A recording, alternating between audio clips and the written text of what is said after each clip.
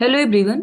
Welcome to Canny Studies. आज है 15 अप्रैल और आज के करंट अफेयर सेशन में हम जिन टॉपिक्स को कवर करेंगे वो टॉपिक्स हैं नेशनल क्वांटम मिशन। देन हम देखेंगे हाल ही में न्यूज़ में रहा मुंद्रा पोर्ट के बारे में, वंतारा यूनिवर्सिटी के बारे में देखेंगे, अमृत ज्ञान कोश के बारे में देखेंगे, पीएम मुद्रा स्कीम के बारे में देखेंगे। देन हम देखेंगे घरापुरी आइलैंड के बारे में जो कि स्थित है महाराष्ट्र में। और लास्ट में हम देखेंगे इसरो का जो हाल ही में इंटीग्रेटेड एयर ड्रॉप टेस्ट हुआ है उसके बारे में। तो शुरू करते हैं आज का करंट अफेयर सेशन। ये रहा आज का फर्स्ट क्वेश्चन।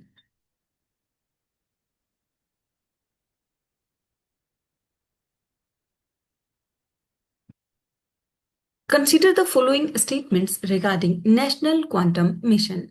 सो यहाँ पर जो राष्ट्रीय क्वांटम मिशन है उससे संबंधित कुछ कथन दिए गए हैं जिन पर आपको विचार करना है। फर्स्ट स्टेटमेंट है, it was launched by the department of science and technology for the period from 2023-24 to 2030 and 31। And second, it is aimed to seed, nurture, and scale up scientific and industrial research and development and creates an innovative ecosystem in quantum technology। और यहाँ पर आपसे correct statements पूछी जा रही है। आपको बताना है ये जो राष्ट्रीय क्वांटम मिशन है इससे संबंधित यहाँ पर कितने ऐसे स्टेटमेंट्स हैं या कौन से ऐसे स्टेटमेंट्स हैं जो कि करेक्ट हैं।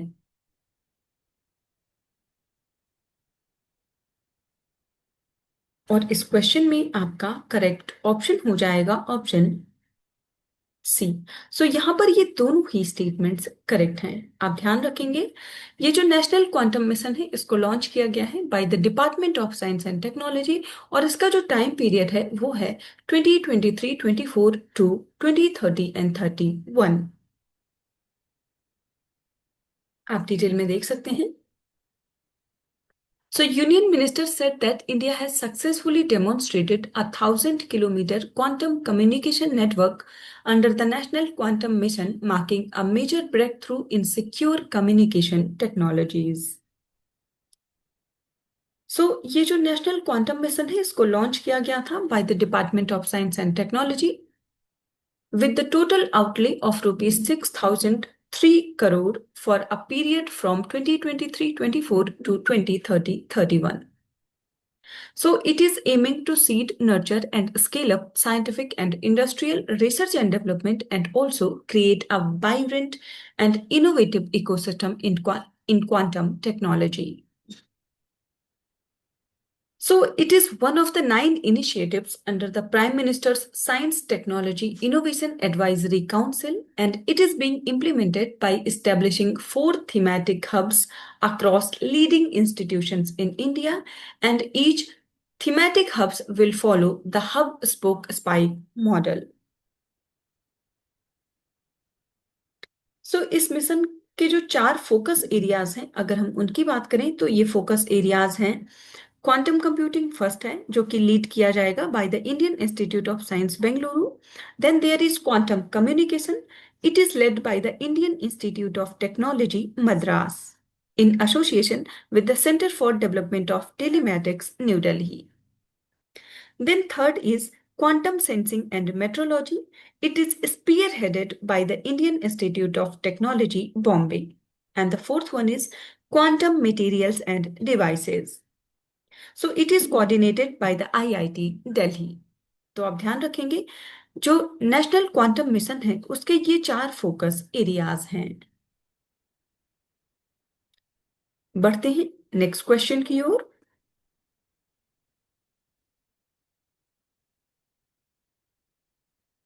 Which port in India has emerged as the country's largest automobile export hub after setting a national record for exporting 6,008 cars in a single vessel?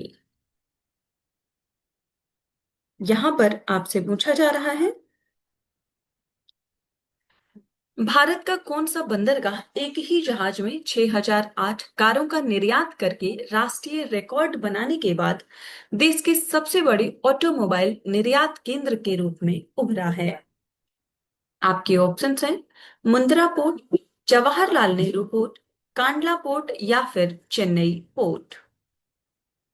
आपको बताना है कि भारत का कौन सा ऐसा पोर्ट है जो देश का सबसे बड़ा ऑटोमोबाइल निर्यात केंद्र के रूप में उभरा है। और इस क्वेश्चन में आपका करेक्ट ऑप्शन हो जाएगा ऑप्शन ए। सो ये जो पोर्ट है ये है मुंद्रा पोर्ट।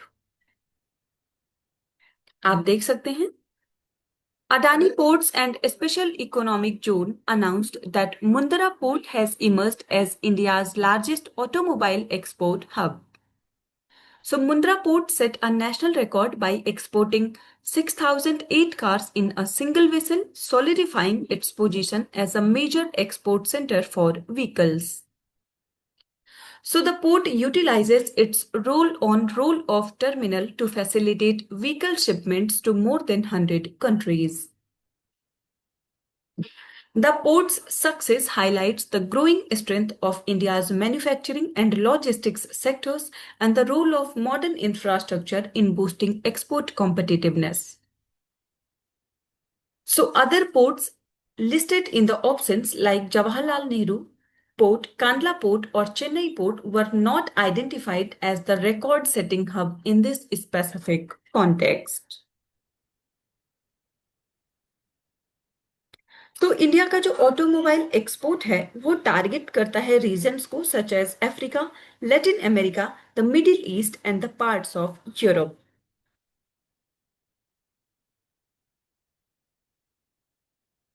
बढ़ते हैं नेक्स्ट क्वेश्चन की ओर।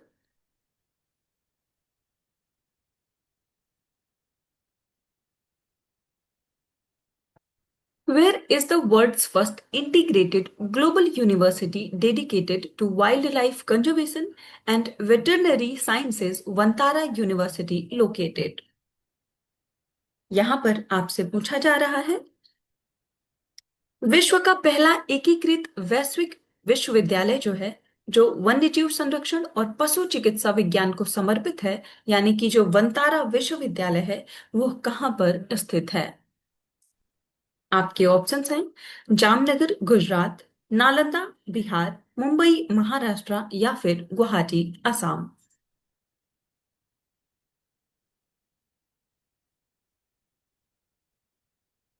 आपको बताना है जो वर्ल्ड का फर्स्ट इंटीग्रेटेड ग्लोबल यूनिवर्सिटी है dedicated to wildlife conservation and veterinary sciences जिसका नाम है वंतारा यूनिवर्सिटी वो कहाँ पर स्थित है। और इस क्वेश्चन में आपका करेक्ट ऑप्शन हो जाएगा ऑप्शन ए। सो ये जो स्टेट है ये है गुजरात। सो ये यूनिवर्सिटी स्थित है जामनगर गुजरात में। आप देख सकते हैं Anant Ambani, Executive Director of Reliance Industries, has announced the launch of Vantara University in Jamnagar, Gujarat. So, Vantara University is described as the world's first integrated global university specifically dedicated to wildlife conservation and veterinary sciences. सो ये जो university है इसका aim है to develop future leaders in veterinary medicine, conservation and wildlife care by mixing compassion, science and practical expertise. So the location is significant as it aligns with the Vantara's on-ground expertise and existing wildlife facilities in Gujarat. While the university is inspired by the ethos of Nalanda University, जो कि है बिहार में, its physical location is in Jamnagar. So this university will offer undergraduate, postgraduate fellowship and specialized programs in disciplines like wildlife medicine and surgery, nutrition, genetics and One Health. So the institution will provide Every Life Matters scholarship to support students from socially and economically marginalized backgrounds. और इसके founder हैं अनंत अंबानी। और ये जो university है इसका vision है to serve life with compassion, knowledge and skill.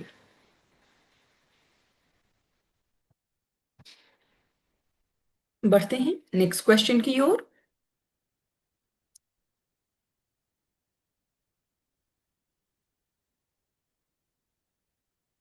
The Amrit Gyan course, recently mentioned in the context of Sadhana Saptah, refers to which of these? So यहां पर आपसे पूछा जा रहा है, साधना सप्ताह के संदर्भ में हाल ही में उल्लिखित जो अमृत ज्ञान कोश है, उसका इनमें से क्या तात्पर्य है? और इस क्वेश्चन में आपके ऑप्शंस हैं, a digital repository of ancient Indian manuscript, second, an AI powered suite of real world case studies for civil service training. Third, a scholarship fund for children of frontline workers या फिर a portal for monitoring the progress of आत्मनिर्भर Bharat projects. और इस question में आपका correct option हो जाएगा option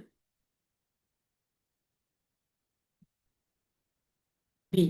so अमृत ज्ञान कोश जो है वो संबंधित है एक एआई पावर्ड सूट से of real world case studies for civil service training. आप देख सकते हैं, Amrit Gyan course portal is jointly developed by the capacity building commission and Karmayogi Bharat. So it is a platform to promote self reliance in governance training and strengthen governance training. So it is developed in the iGOT platform and serves as a comprehensive repository of best practices in governance and policy implementation. So it aligns with the 15 of the 17 Sustainable Development Goals covering critical themes such as health, education, agriculture, and digital governance. So the curated resources enable faculty to align with their teaching and global standards while addressing India's unique administrative challenges. इसके साथ ही अगर हम mission साधना सप्ताह की बात करें तो ये एक वीक लॉन्ग एनुअल इनिशिएटिव है marking CVC's foundation day and showcasing progress under mission Karmayogi. और इसको लॉन्च किया गया अप्रैल 2026 में। और ये जो मिशन साधना सप्ताह है, इसको ऑर्गेनाइज किया जा रहा है by the capacity building commission. और इस सप्ताह का जो थीम है वो है technology to tradition to tangible outcomes. बढ़ते हैं नेक्स्ट क्वेश्चन की ओर।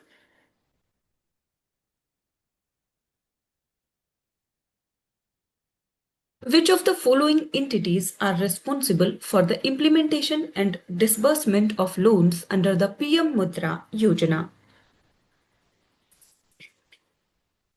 यहां पर आपसे पूछा जा रहा है, पीएम मुद्रा योजना के अंतर्गत ऋणों के कार्यान्वयन और वितरण के लिए निम्नलिखित में से कौन सी संस्थाएं जिम्मेदार हैं?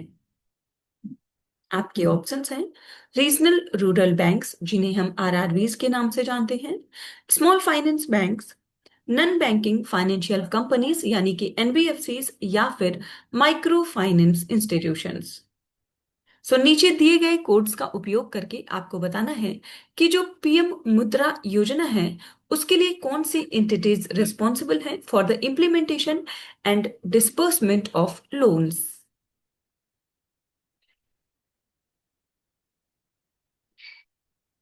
और इस क्वेश्चन में आपका करेक्ट ऑप्शन हो जाएगा ऑप्शन डी।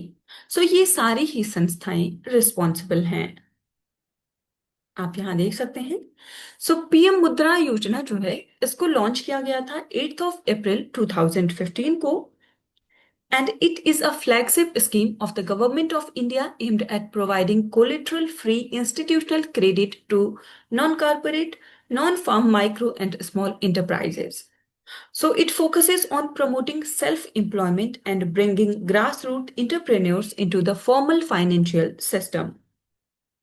सो ये जो पीएम मुद्रा योजना है ये अभी हाल ही में न्यूज में रही क्योंकि इस स्कीम ने कंप्लीट किए हैं अपने 11 years. So this scheme acts as a cornerstone for India's financial inclusion program, which is built on the three pillars और ये pillars हैं banking and unbanked, securing the unsecured and funding the unfunded. So it operates under the Department of Financial Services under Ministry of Finance.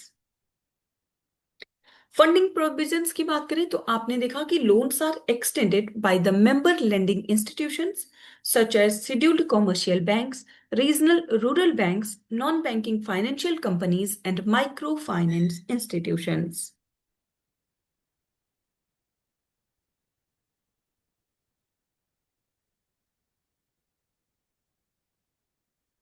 इस ये जो PM मुद्रा योजना है इसके तहत जो कैटेगरीज हैं वो चार कैटेगरीज हैं: शिशु, किशोर, तरुण और तरुण प्लस। जो शिशु कैटेगरी है उसमें जो अमाउंट या लोन अमाउंट का जो रेंज है वो है up to 50,000।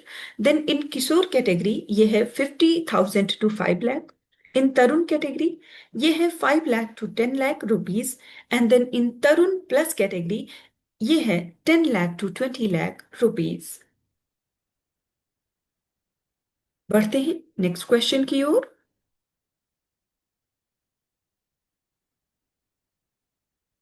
Regarding the Gharapuri Island, consider the following statements. यहाँ पर जो घरापुरी द्वीप है इससे संबंधित कुछ कथन दिए गए हैं जिन पर आपको विचार करना है। फर्स्ट स्टेटमेंट है, it is located in the Arabian Sea off the coast of Mumbai. Second, the recent ASI excavation suggests it was a purely religious retreat with no commercial value. And third, the island served as a link between the East and West as early as the 2nd century. आपको बताना है कि ये जो Gharapuri island है इससे संबंधित यहां पर कौन से ऐसे स्टेटमेंट्स हैं जो कि करेक्ट हैं।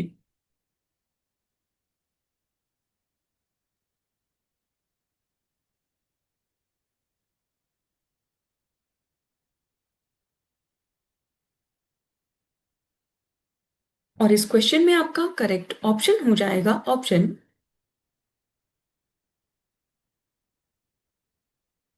बी। यहाँ पर फर्स्ट और थर्ड स्टेटमेंट आपका करेक्ट है जबकि सेकंड इनकरेक्ट है क्योंकि ये पूरी तरीके से रिलीजियस नहीं है। यहाँ पे कुछ कॉमर्शियल वैल्यूज भी देखे गए हैं, आप देख सकते हैं।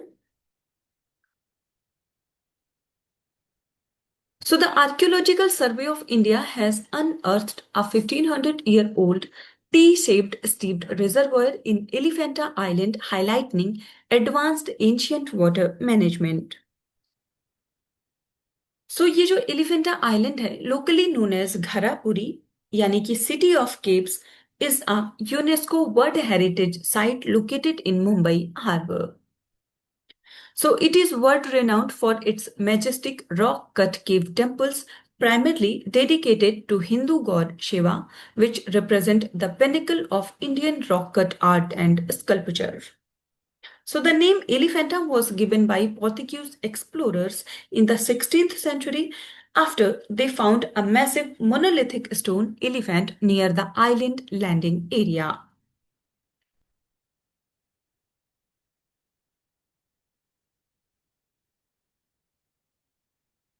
बढ़ते हैं नेक्स्ट क्वेश्चन की ओर।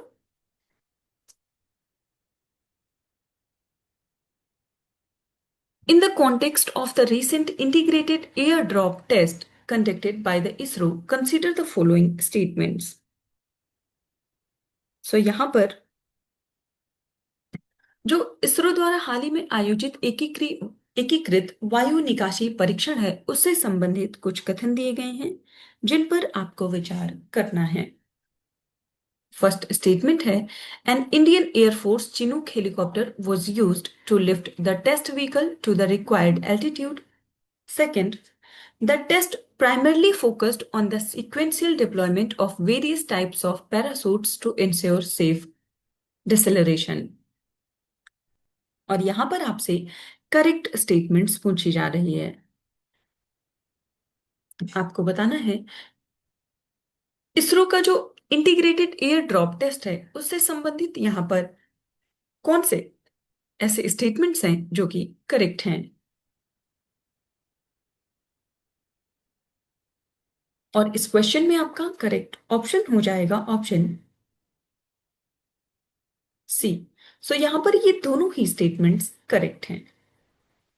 आप देख सकते हैं the Indian Space Research Organisation conducted the second integrated air drop test for Gaganyaan mission on 10th of April at the Satish Dhawan Space Center in Sriharikota.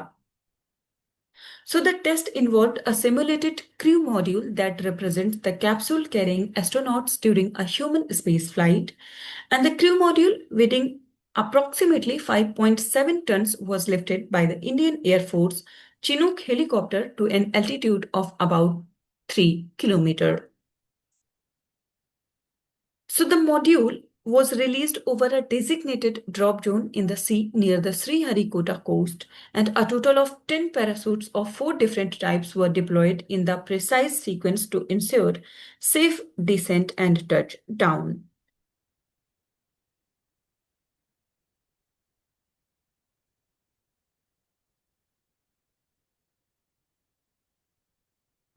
So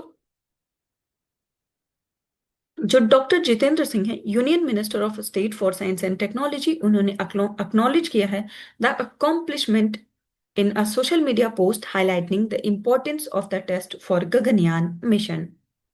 और जो इंडिया का first integrated air drop test हुआ था वो हुआ था अगस्त 24, 2025 में। वो भी सक्सेसफुल रहा था।